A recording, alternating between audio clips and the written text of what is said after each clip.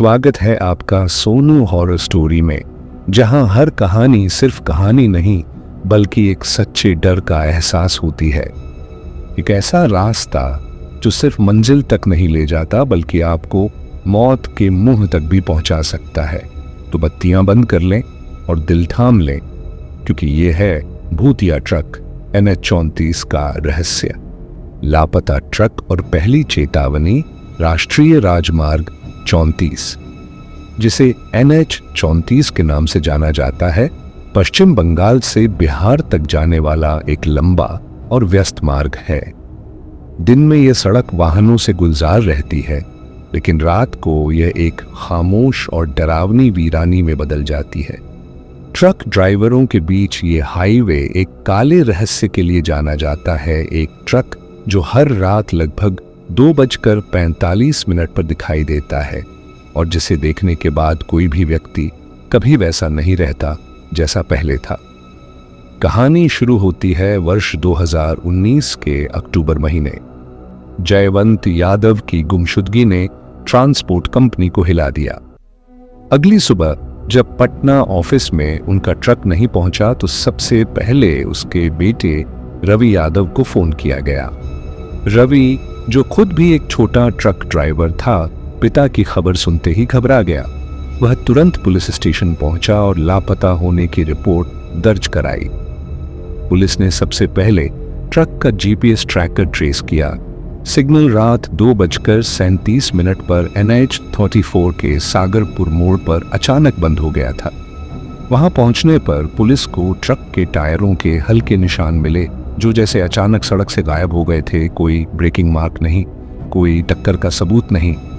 पास में लगे एक पुराने CCTV कैमरे की फुटेज जांची गई, लेकिन वह भी ठीक उसी समय पर ब्लैंक हो गई थी, जैसे किसी ने जानबूझकर उसे बंद कर दिया हो।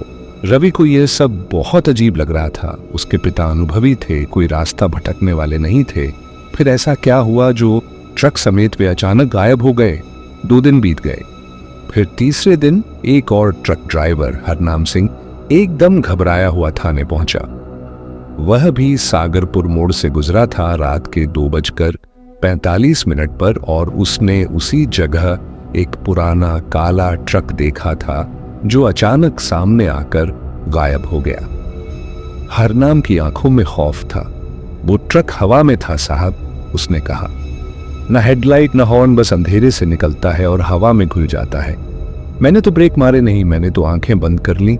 पुलिस ने इसे वहम समझकर फाइल बंद करने की कोशिश की, लेकिन रवि को अब यकीन हो गया था कि उसके पिता का मामला साधारण नहीं था। उसी रात उसने खुद ट्रक लेकर वही रास्ता पकड़ने की ठान ली। रवि यादव की आंखों में एक जुनून था। वह अपने पिता की गुमशुदगी का रहस्य जानने के लिए किसी भी हद तक जाने को तैयार था। उसने अपनी कार में एक ट्रैकिंग डिवाइस लगाया और उसी NH-34 के सागरपुर मोड़ की ओर निकल पड़ा, जहां से उसका पिता गायब हुआ था।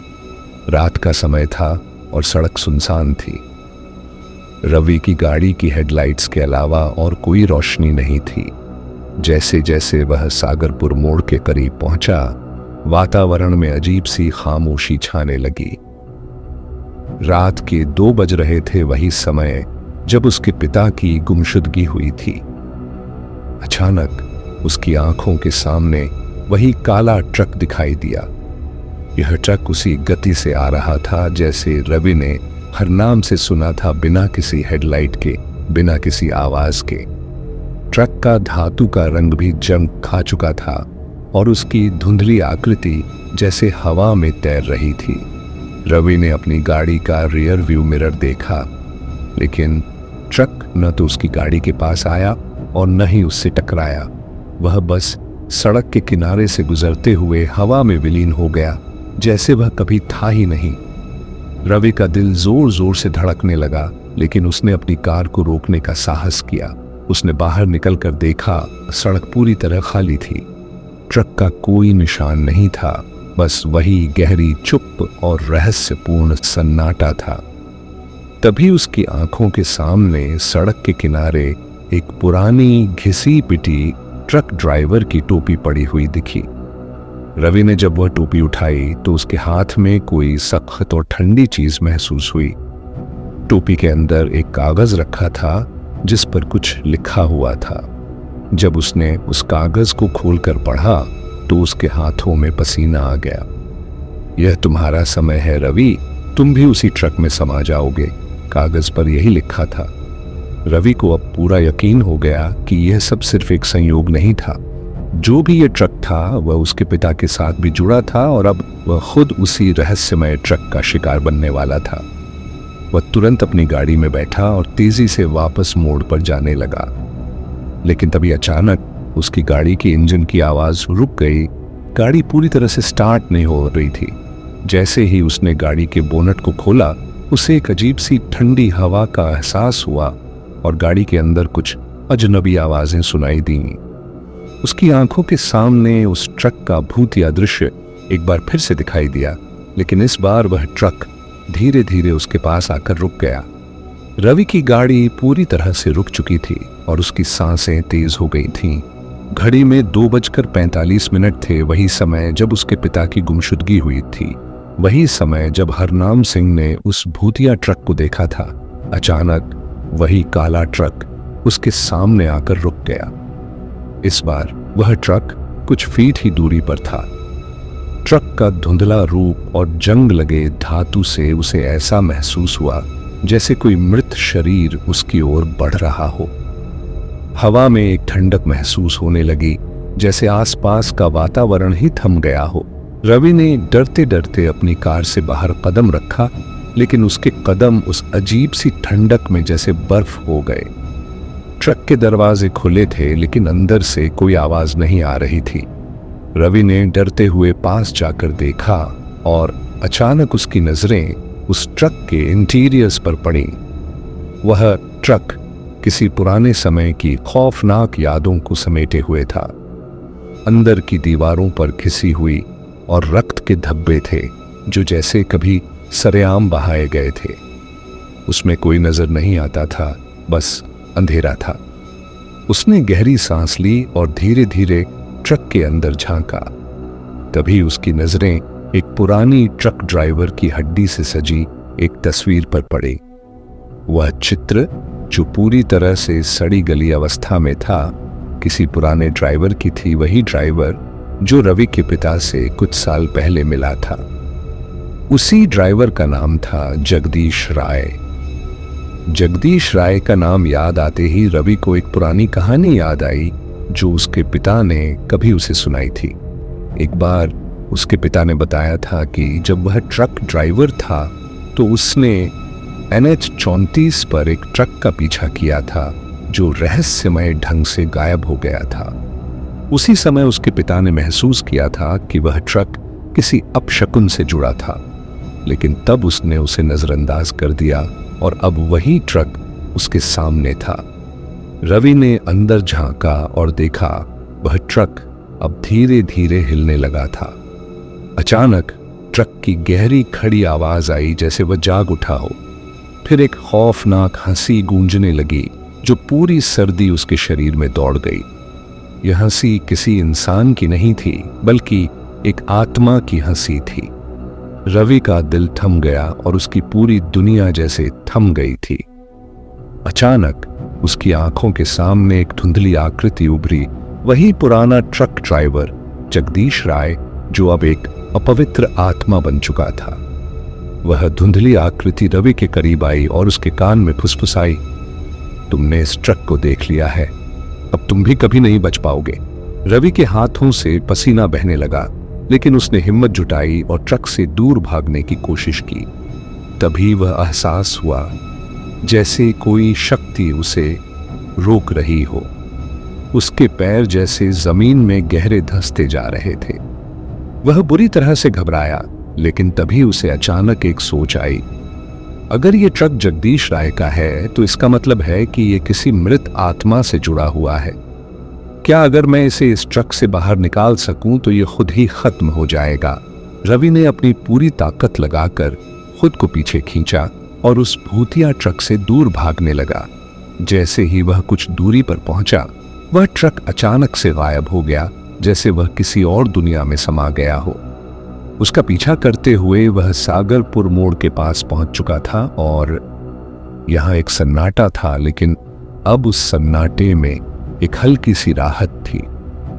रवि की आंखों के सामने वह ट्रक अचानक गायब हो चुका था, लेकिन वह महसूस कर सकता था कि वह अभी भी उस ठंडी और डरावनी हवा में घिरा हुआ था। उसने एक गहरी सांस ली और आगे बढ़ने की कोशिश की। अब उसे यकीन हो चुका था कि वह किसी अदृश्य शक्ति से लड़ रहा था और उसका सामना सिर्फ किसी भूतिया ट्रक से नहीं बल्कि एक भयानक आत्मा से था। रवि को जैसे ही थोड़ी राहत मिली, वह तुरंत पुलिस थाने पहुंचा और सब कुछ बता दिया। पुलिस ने भी उसकी कहानी पर यकीन किया, क्योंकि कई अन्य ड्राइवरों ने भी कुछ इसी तरह की घटनाओं के बारे में रिपोर्ट की थी। लेकिन रवि को पूरा यकीन था कि इस ट्रक के पीछे कुछ और था, कुछ पुराना, कुछ खतरनाक, जो कई सालों से इस रास्ते पर था।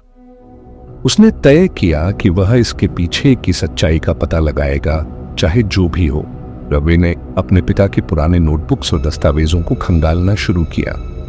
कई दिन की मेहनत के बाद उसे एक पुरानी फाइल मिली, जिसमें उसके पिता के ट्रक ड्राइविंग के दिनों की कुछ छिपी हुई जानकारी थी। उस फाइल में एक नाम लिखा था, जगदीश राय। जगदीश राय का नाम पहले ही रवि ने सुना था, लेकिन अब वह समझ पाया कि यह सिर्फ एक व्यक्ति का नाम नहीं था, बल्कि एक खौफनाक कहानी से जुड़ा हुआ था। रवि ने पता लगाया कि जगदीश राय एक ट्रक ड्राइवर था जो NH 44 पर सालों पहले लापता हुआ था।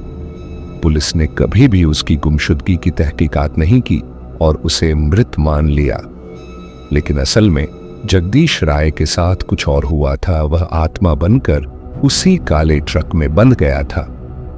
जब रवि ने और अधिक जांच की तो उसने एक और चौंकाने वाली जानकारी पाई। जगदीश राय ने उस ट्रक को एक पुराने और खतरनाक दुर्घटना में खो दिया था। उस दुर्घटना में उसकी पत्नी और बच्चे मारे गए थे और उसने आत्महत्या कर ली थी, लेकिन उसकी आत्मा का काला बदला तब से NH 34 के इस हिस्से में बसी हुई थी और वह ट्रक को अपनी यातनाओं के साथ चलाता था। जगदीश राय की आत्मा ने अब तक कई ट्रक ड्राइवरों को अपनी गिरफ्त में लिया था और वही ट्रक हर रात उनकी आत्माओं को खींचने के लिए आता था। रवि को अब यह समझ में आया कि उसके पिता की गुमशुदगी भी इसी रहस्य का हिस्सा थी। उसके पिता ने कभी यह बात नहीं बताई, लेकिन अब यह सब साफ हो गया था। रवि ने ठान लिया कि वह जगदीश राय की आत्मा को शांति दिलाने के लिए कुछ करेगा। उसने पुराने तंत्र मंत्र का अध्ययन करना शुरू किया और एक आत्मा को शांति देने के लिए एक पूजा करने की योजना बनाई। वह सागरपुर मोड़ पर वापस गया, जहां वह और उसके पिता दोनों ही उस काले ट्रक के रहस्य का शिकार हुए थे। वहां उसने वह पूजा की जिसमें उसे जगदीश राय की आत्मा से मिलने और उसे मोक्ष दिलाने की शक्ति थी। पूजा के दौरान जैसे ही उसने मंत्रोच्चार किया, एक ठंडी हवाओं का झोंका आया और अचानक वही काला ट्रक उसके सामने प्रकट हुआ। इस बार ट्रक धीमी गति से आकर रुका और अंदर से वही धुंधली आकृति बाहर आई, जगदीश राय। उसकी आंखें पूरी तरह से काली और खाली थीं। रवि ने डरते हुए मंत्र पढ़ने की शुरुआत की और जैसे जैसे मंत्र की ध्वनि तेज होती गई, जगदीश राय की आकृति धुंधली और फीकी होती गई। अचानक जगदीश राय की हंसी एक आखिरी बार गूंज उठी और फिर वह गायब हो गया। ट्रक का खौफनाक रूप भी धीरे धीरे शाह हो गया और सागरपुर मोड़ की सड़क पर शांति छा गई। रवि ने राहत की सांस ली। वह जानता था कि उसकी यात्रा अभी खत्म नहीं हुई थी, लेकिन वह अब इस रहस्य को हल कर चुका था। भूतिया ट्रक अब उसे कभी नहीं दिखाई देगा और उसके पिता की आत्मा भी शांति से विश्राम कर सकेगी। रवि ने यह वादा किया कि वह और अन्य ड्राइवर अब इस रास्ते पर सुरक्षित रहेंगे। तो दोस्तों, क्या आपने भी कभी किसी वीरान रास्ते पर कुछ ऐसा महसूस किया है जैसे कोई देख रहा हो पर दिखाई न दे? भूतिया ट्रक की ये कहानी हमें बताती है कि कभी-कभी रास्ते सिर्फ मीलों में नहीं, रहस्यों में भी नपे जाते हैं। अगर आपको ये कहानी डरावनी लगी हो तो सोनू हॉरर स्टोरी को लाइक करें, शेयर करें और सब्सक्राइब करना मत भूलिए। और हाँ, अगली बार अगर रात के 2:30 पर किसी सुनसान सड़क पर एक काला ट्रक दिखे तो बस प्रार्थना करना कि वो आपको ना पहचान ले।